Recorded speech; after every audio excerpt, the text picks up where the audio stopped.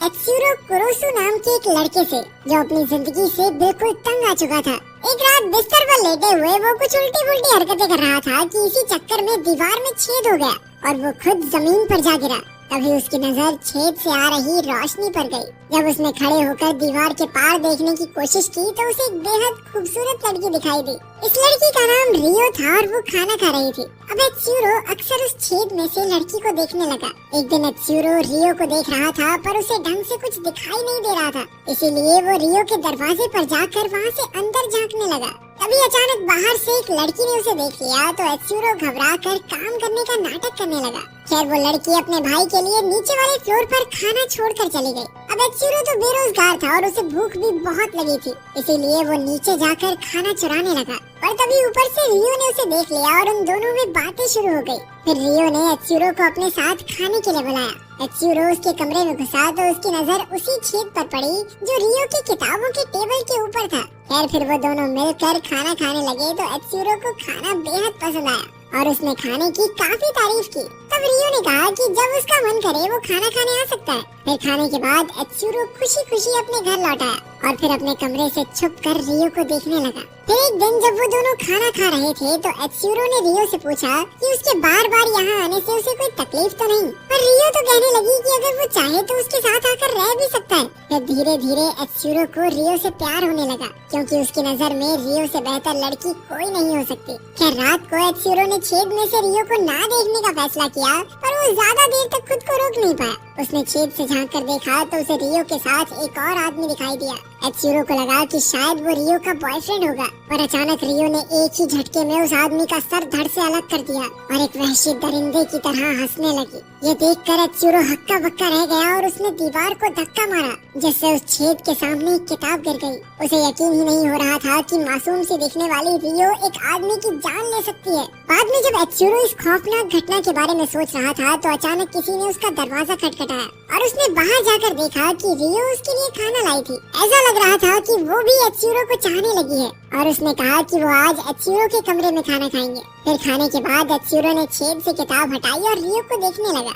उसे लगा कि शायद उसने जो देखा था वो उसका वहम होगा, पर तभी उसकी नजर मीजी नाम की एक औरत पर पड़ी। अब उसे रियो पर थोड़ा और शक हो गया। फिर अगली सुबह जब वो कपड़े धोने जा रहा था तो रियो ने कहा कि तुम मेरी वॉशिंग मशीन यूज कर लो। इसके बाद उन दोनों ने प्लान किया कि वो आज रात को फिर से साथ खाना खाएंगे। तब एत्सुरो को कल रात की घटना याद आई पर उसने खुद को मना लिया क्योंकि वो रियो को बेहद पसंद करता था। रात को जब एत्सुरो खाने की टेबल सजा रहा था तो अचानक उसे रियो के कमरे से अजीबोगरीब आवाजें आई। उसने तुरंत छेद से देखा तो रियो के कमरे में एक और आदमी था और रियो ने उसे भी बड़ी बेरहमी से मार डाला। ये देखकर एत्सुरो को एहसास हो गया कि ये कोई वहम नहीं है और वो जोर जोर से चिल्लाने लगा। तब रियो ने उसे सुन लिया और वो चाकू लेकर उसके पीछे पड़ गई। एत्सुरो जान बचाकर बिल्डिंग की छत पर भाग गया पर रियो उसके पीछे वहाँ भी आ गई। रियो ने उससे पूछा कि एत्सुरो को उसका सच कैसे पता चला। तब एत्सुरो ने उसे छेद के बारे में बता दिया। साथ ही उसने घबराते हुए अपने प्यार का इजहार भी कर दिया कि तुम क्यों करती हो ये सब, मैं बहुत प्यार करता हूँ तुमसे, लेकिन तुम लोगों को मारती हो रियो। रियो ने उसकी गर्दन पर चाकू रखकर उसकी आखिरी इच्छा पूछी तो एत्सुरो ने कहा कि वो रियो को अपनी गर्लफ्रेंड बनाना चाहता है। ये सुनकर रियो ने उसके चेहरे से खून चाट कर उसे चूम लिया। साथ ही वो उसकी गर्लफ्रेंड बनने को तैयार हो गई। जिसके बाद एत्सुरो ने एक डिपार्टमेंटल स्टोर में नौकरी ढूंढ ली। वहाँ ब्लेड से बक्से खोलते हुए उसे याद आया कि मेरी गर्लफ्रेंड तो इससे थोड़े बड़े ब्लेड से बंदे ही खोल देती है और ये सोच कर वो बहुत घबरा रहा था। फिर अगली सुबह रियो एत्सुरो को अपने कॉलेज ले गई और उसने अपने दोस्तों को बताया कि एत्सुरो उसका बॉयफ्रेंड है। ये सुनकर तो एत्सुरो के पेट में तितलियां उड़ने लगी। अब एत्सुरो ने भी इसी कॉलेज में एडमिशन लेने का सोचा ताकि वो रियो को बाकी लड़कों से बचा सके। पर फिर रियो ने उसे याद दिलाया कि तू मुझे बंदों से क्यों बचाएगा, मैं खुद एक बंदा मारती हूँ रोज रात को, सीरियल किलर हूँ मैं। तब एत्सुरो ने उससे पूछा कि वो ये काम कब तक करेगी, पर रियो ने इसका कोई जवाब नहीं दिया। फिर कुछ दिन बाद एत्सुरो के साथ चलते हुए रियो ने एक रेनकोट पहना और अचानक लोगों को मौत के घाट उतारना शुरू कर दिया। जब उसे अंदर से लगता था कि इस इंसान को मर जाना चाहिए तो वो खुद ही उसे मारने निकल पड़ती।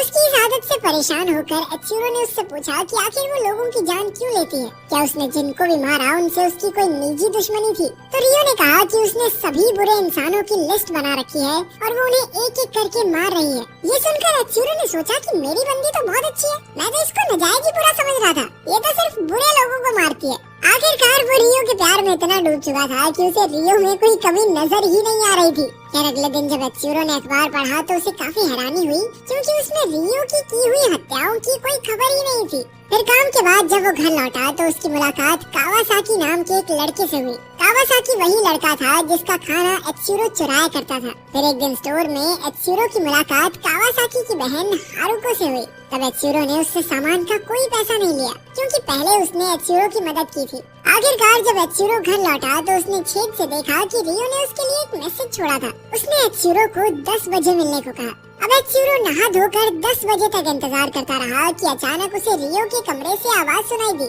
उसने तुरंत छेद में झांका तो उसने देखा कि कावासाकी के हाथ पैर बंधे हुए थे और रियो उसका कत्ल करने ही वाली थी। एत्सुरो ने चिल्लाकर उसे रुकने को कहा, पर रियो ने कहा कि वो चुपचाप सब देखता रहे। फिर उसने एक ही झटके में कावासाकी को मार डाला। कुछ ही पलों में वहाँ मीजी नाम की वो औरत अपने क्रू के साथ आई और उसने सारा कमरा एकदम साफ कर दिया ताकि कत्ल का कोई सुराग न रहे। पर तभी एत्सुरो रियो के कमरे में आ गया और उसने मीजी से पूछा कि वो ये सब क्यों कर रही है। तब मीजी ने कहा कि मेरी तरह दुनिया भर में कई लोगों को लाशों की जरूरत होती है। फिर उसने एत्सुरो को अपने इयररिंग्स दिखाए जो इंसानी उंगली से बने थे। तब एत्सुरो ने पूछा कि उन्होंने कावासाकी जैसे भले आदमी को क्यों चुना। ये सुनकर मीजी एत्सुरो को कावासाकी के कमरे में ले गई, जहाँ चारों ओर खून बिखरा हुआ था। असल में कावासाकी यहाँ बिल्लियों को बुरी तरह काट कर मार डालता था। फिर मीजी ने एत्सुरो को भी चेतावनी दी कि रियो तुम्हें भी इसी तरह मार डालेगी।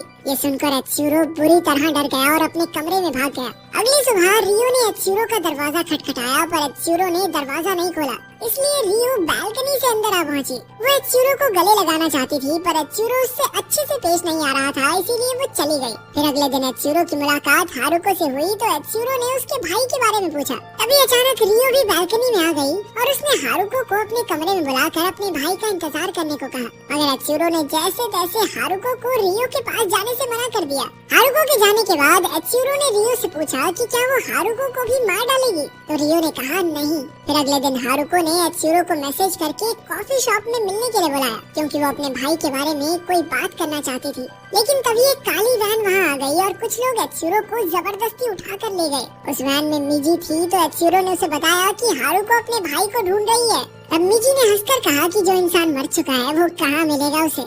खैर बाद में हम देखते हैं कि एत्सुरो हारुको से मिलने कॉफी शॉप पहुंचा। हारुको ने उसे बताया कि उसका भाई इतने दिनों से घर नहीं लौटा, इसलिए उसने पुलिस में कंप्लेन की है। खैर फिर वो एत्सुरो के साथ जाकर मकान मालिक से मिली ताकि वो कावासाकी का कमरा खोलकर देख सके। जब मकान मालिक ने कावासाकी का कमरा खोला तो एत्सुरो के होश उड़ गए, क्योंकि वहाँ सब कुछ एकदम चकाचक था। एत्सुरो ने चैन की सांस ली और हारुको के साथ बाहर आ गया। बाद में जब वो घर लौट रहा था तो उसने देखा कि एक आदमी रियो के कंधे पर हाथ रखकर घूम रहा था। रात को जब एत्सुरो रियो के साथ खाना खा रहा था तो उसने रियो से उस आदमी के बारे में पूछा, पर रियो जवाब देने की बजाय कहने लगी कि उसे हारुको से दूर रहना चाहिए। सच तो ये था कि उन दोनों को ही जलन हो रही थी। अचानक रियो ने गुस्से में खाना फेंक दिया तो एत्सुरो ने उसे मनाने के लिए पीछे से गले लगा लिया। उसने रियो को चूमने की कोशिश की, पर रियो ने उसकी गर्दन पर चॉपस्टिक रखकर उसे रोक दिया। फिर अगले दिन एत्सुरो फिर से हारुको से मिला तो हारुको कहने लगी कि रियो से कहीं ज्यादा बेहतर हूँ मैं, तुम्हें उसके साथ नहीं मेरे साथ होना चाहिए। उसने ये भी कहा कि रियो एत्सुरो के लिए खुद को कभी नहीं बदलेगी। आखिरकार जाने से पहले हारुको ने कहा कि वो कल यही उसके जवाब का इंतजार करेगी। फिर जब एत्सुरो घर जा रहा था तो अचानक कुछ गैंगस्टर्स ने उसे अगवा कर लिया और वो उसे अपने अड्डे पर ले आए। फिर उनके गैंग लीडर ने एत्सुरो को हुक्म दिया कि वो रियो को और कत्ल करने के लिए मनाए, पर एत्सुरो ने इसके लिए साफ इनकार कर दिया तो गुंडों ने उसकी जमकर धुलाई की और आखिरकार उसे रिहा कर दिया। फिर जब वो घर पहुंचा तो एत्सुरो और रियो के बीच लड़ाई हो गई। एत्सुरो ने रियो से कहा कि तुम लोगों का खून करना बंद कर दो, पर रियो नहीं मानी और इसी वजह से उनका ब्रेकअप हो गया। ब्रेकअप के बाद भी एत्सुरो रियो को छेद से देखता रहा और वो अब भी लोगों की जान ले रही थी, मगर अब वो उन्हें मारने के बाद हंसने की बजाय रोने लगी थी। तब एत्सुरो को एहसास हुआ कि रियो ये सब उन गैंगस्टर्स के दबाव में आकर कर रही है ताकि वो एत्सुरो को कोई नुकसान न पहुंचाए। तब एत्सुरो गुस्से से भर गया और दौड़ते हुए गैंगस्टर्स के अड्डे पर पहुंचा। उसने गैंग लीडर से कहा कि वो रियो को धमकाकर उससे कत्ल करवाना बंद करे। फिर उसने एक चाकू लेकर गुंडों पर हमला कर दिया, मगर उसे लड़ाई का कोई अनुभव नहीं था, इसीलिए गुंडों ने उसे मार मार कर कीमा बना दिया। आखिरकार लीडर उसे जान से मारने ही वाला था कि अचानक एक गैस ग्रेनेड अंदर आ गया, जिससे चारों ओर धुआं ही धुआं हो गया। तभी एक रेनकोट और मास्क पहने रियो वहाँ आई। अब एत्सुरो की जान बचाने के लिए उसे सभी गुंडों को मारना होगा, इसलिए उसने बिना समय गवाए एक एक को मौत के घाट उतार दिया। इसके बाद उसने एत्सुरो को उठाकर एक सोफे पर बैठाया। तब एत्सुरो ने उससे पूछा कि सभी गुंडों को मारने के बाद वो हमेशा की तरह हंसी क्यों नहीं। इस पर रियो ने जवाब दिया कि अब उसे इस काम में मजा नहीं आता। ये सुनकर एत्सुरो खुश हो गया और उसने रियो को चूम लिया। उसे लगा कि अब से रियो किसी की जान नहीं लेगी, मगर कुछ ही पलों में रियो ने उसके पेट में भी चाकू घोंप दिया। उसने हंसते हुए कहा कि वो हमेशा से अपने प्यार को मरते हुए देखना चाहती थी। आखिरकार उसने एत्सुरो को आई लव यू कहा तो एत्सुरो भी उसे आई लव यू टू कहकर जमीन पर गिर गया। इसके बाद रियो मिजी से मिली और उसे बताया कि वो शहर छोड़कर जा रही है। उसने कहा कि अब एत्सुरो कभी छेद से झांक कर नहीं देखेगा। तभी अचानक जख्मी एत्सुरो बैसाखी के सहारे चलता हुआ वहाँ पहुँचा। तब ये खुलासा होता है कि रियो ने उसे मारा नहीं था, बस बेहोश किया था। आखिरकार एत्सुरो और रियो अपने नए सफर पर निकल गए और रियो ने उससे वादा किया कि वो आज के बाद